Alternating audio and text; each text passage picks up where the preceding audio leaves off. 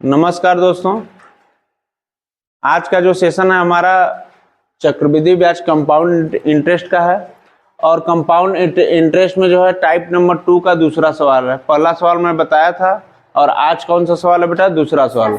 दूसरे सवाल में है कि कोई धनराशि चक्रवृद्धि ब्याज की दर से 3 वर्ष में अपने का 8 गुना हो जाती है, ब्याज की वार्षिक दर बताइए। देखिए, जब हमको मूलधन इसका पता नहीं है, क्या नहीं पता बेटा? मूलधन। तो क्या करेंगे, माना मूलधन हमारा कितना है हमको पता नहीं है, तो 1 2 कुछ भी मान सकते हैं, x भी मान सकते हैं। तो यहाँ पे क्या मान लेते हैं? 1 मान लेते हैं। क्या मान लेते हैं बेटा? 1। तो यहाँ दिया है कि 3 वर्ष का मिश्रधन। 3 वर्ष का मिश्रधन कितना दिया बेटा? 3 वर्ष का मिश्रधन आपका दिया है, 3 वर्ष का मिश्रधन 8 दिया है। कितना गुना हो जाता? 8 गुना। 1 का ये कितना गुना हो जा रहा है? 8 गुना। पूछ क्या रहा है? चक्रवृद्धि मिश्रधन। ठीक है, यही पूछ रहा है ब्याज की वार्षिक दर बताइए। दर यहाँ पे बताना है और चक्रवृद्धि मिश्रधन का मैं सूत्र बताया था, A बराबर P 1 + R/100 के पावर क्या बताए थे? T। यही बताया था ना जी। तो देखिए होता क्या है, A की जगह A रखो। देखो मिश्रधन कितना दिया बेटा? 8। तो यहाँ पे क्या रखोगे? 8 बराबर P की वैल्यू, मूलधन हमारा कितना है? मूलधन कितना है? 1। तो यहाँ पे क्या रखोगे? 1। और 1 + R का वैल्यू यहाँ पे कितना दिया है? पूछा है। R का वैल्यू क्या है? पूछा है। तो यहाँ पे R की जगह R और बटे 100 के पावर T का वैल्यू कितना बेटा? 3। कितना है? 3 वर्ष में पूछा, तो यहाँ क्या रख दोगे? 3 वर्ष। अब देखिए इसका घन है 1 + R/100 का घन है। तो अगर 8 का मैं घन करूंगी तो 2 के पावर 3 लिख सकता हूं कि नहीं लिख सकता हूं? लिख सकता हूं। 2 के पावर 3 बराबर 1। और यहाँ पे क्या हो जाएगा? 1 का जब मल्टीप्लाई इसमें करोगे तो वही चीज आएगा, 1 + R/100 के पावर क्या हो जाएगा बेटा? 3। क्या के पावर क्या हो जाएगा? 3। देखिए सबसे पहले मैं कहा, एक सवाल बताया था पिछले सेशन में कि जब घात एक समान हो, जब घात एक समान हो तो क्या होती है? कट जाती है। तो यहाँ पे क्या होगा? 2 बराबर 1 + R के पावर क्या होगा? 100। तो यहाँ पे देखिए इधर 2 है, इधर प्लस में 1 है, तो इधर 2 माइनस क्या हो जाएगा? 1 बराबर R के बटे क्या हो जाएगा? 100। अब 2 में से 1 गया, क्या बचेगा बेटा? 1 बराबर R बटे क्या होगा? 100। तो यहाँ देखो R की वैल्यू पूछ रहा है, रेट पूछ रहा है, तो ये क्या होगा? 100 एकम 100, 100 एकम 100। R का वैल्यू हमारा कितना आ गया बेटा? 100। कितना आ गया? 100। देखिए बेटा, आज हम लोग पढ़ेंगे कंपाउंड इंटरेस्ट। कंपाउंड इंटरेस्ट के टाइप नंबर 3 क्वेश्चन में हम लोग चलेंगे और ये परीक्षा के लिए बहुत ही सदुपयोगी है। चाहे आप भारत का कोई भी एग्जाम दें जिसमें मैथ और चक्रवृद्धि ब्याज आएगा तो ये प्रश्न जरूर आता है। जैसे कि देखिए, जब कोई धन T वर्ष में m गुना और T2 वर्ष में n गुना हो, ठीक है, तो ऐसे प्रश्नों को देखिए कैसे सॉल्व करते हैं। पहला सवाल है हमारा, कोई धनराशि चक्रवृद्धि ब्याज से 5 वर्ष में 2 गुना हो जाती है। 5 वर्ष में कितना हो जाती है? 2 गुना। उसी ब्याज की दर से वह धनराशि कितने समय में 8 गुना हो जाएगी? देखो ऐसे प्रश्न को एकदम आसानी से हल करेंगे हम लोग। 5 वर्ष में यह राशि कितनी हो जा रही है बेटा? 5 वर्ष में यह राशि 2 गुना हो जाती है। कितनी हो जाती है? 2 गुना। 2 गुना। तो पूछ रहा है कि कितने वर्ष में यह, कितने वर्ष में 8 गुना हो जाएगी। बात समझ रहे हो?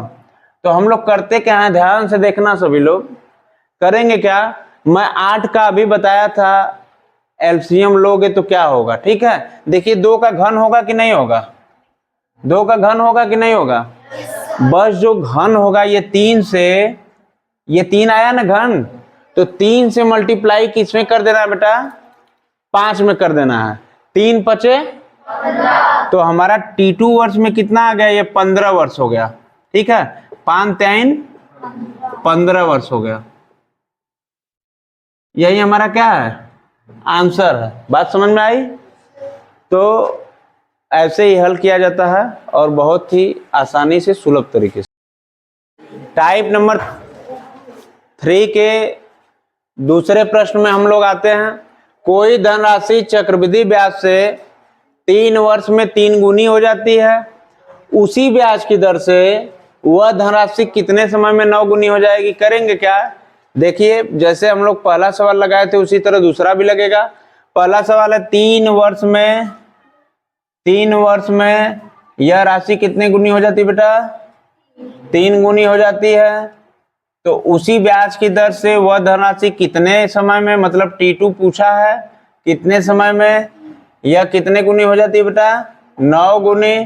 ठीक है, तो देखिए इसका जब हम लोग एलसीएम लेंगे तो 3 के घात 2 होगा। 3 के घात कितना होगा बेटा? 2। मैं बोला था कि इसी घात से और T1 से क्या करते हैं? 3 वर्ष से मल्टीप्लीकेशन कर देते हैं। T2 का वैल्यू, T2 बराबर 3 गुणे 2 बराबर कितना आ गया? 6। यह हमारा क्या है? आंसर है।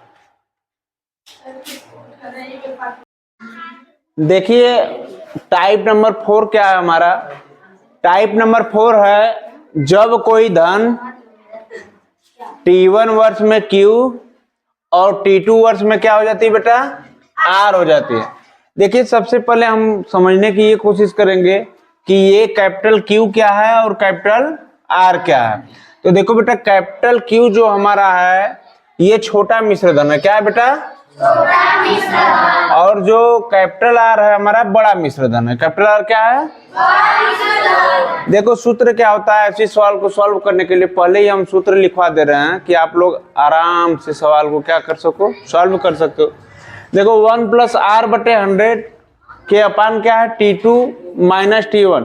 T2 - T1 का हिंदी रूपांतरण है 2 समय का अंतराल या समयांतराल इसको बोलते हैं। ठीक है, बराबर क्या हो गया? R/Q। R हम बता ही दिए तुम लोगों को कि R हमारा क्या है? बड़ा मिश्रधन। क्यूब क्या है? छोटा मिश्रधन। आइए पहला सवाल क्या है हमारा? जब कोई धनराशि चक्रवृद्धि ब्याज की दर से 2 वर्षों के बाद 1460 रुपया और 3 वर्षों के बाद 1606 रुपये होती है तो ब्याज की वार्षिक दर बतानी है। ठीक है, यही पूछा है। तो सूत्र हम क्या लिखे हैं बेटा? 1 + R/100 T2 माइनस क्या है? T1 है बराबर R/Q। यही सूत्र है। तो इसको सॉल्व देखो रखते क्या है कि 1 + R/ क्या है? 100 और T2 हमारा क्या दिया है बेटा? T2 हमारा क्या दिया है? 3 वर्ष और T1 कितना दिया है? 2 वर्ष। तो T2 में से T1 को क्या करना है? घटाना है। T2 में से T1 को क्या करना है बेटा? घटाना है। तो देखिए यहाँ पे 3 - 2 करेंगे कि नहीं करेंगे? और बराबर इधर क्या है? R का वैल्यू देखो क्या दिया है? बड़ा मिश्रधन क्या है जी? बड़ा मिश्रधन इधर देखो 1606 रुपया है। तो यहाँ पे क्या लिखोगे? 1606। और नीचे छोटा मिश्रधन हमारा क्या है? तो यहाँ पे नीचे क्या लिखेंगे? 1460। अब देखिए करते क्या है? 3 में से 2 के घटाओगे तो कितना बचेगा? 1।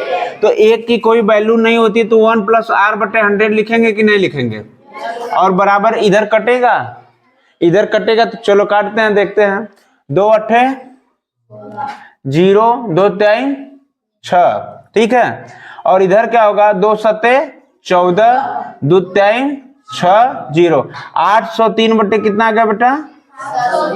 730। अब देखिए क्या करेंगे कि 1 + R/100 है, इसको जब कोष्ठ से बाहर निकालेंगे हम लोग तो ये 1 प्लस में है, इधर जाएगा तो इधर क्या हो जाएगा? माइनस।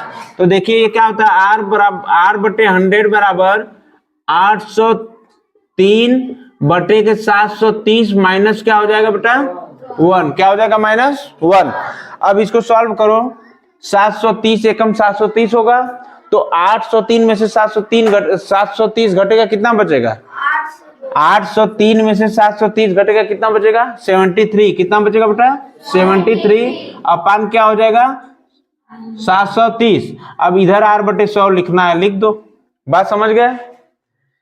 बात समझ गए कि नहीं समझ गए? अब देखो ये क्या होगा?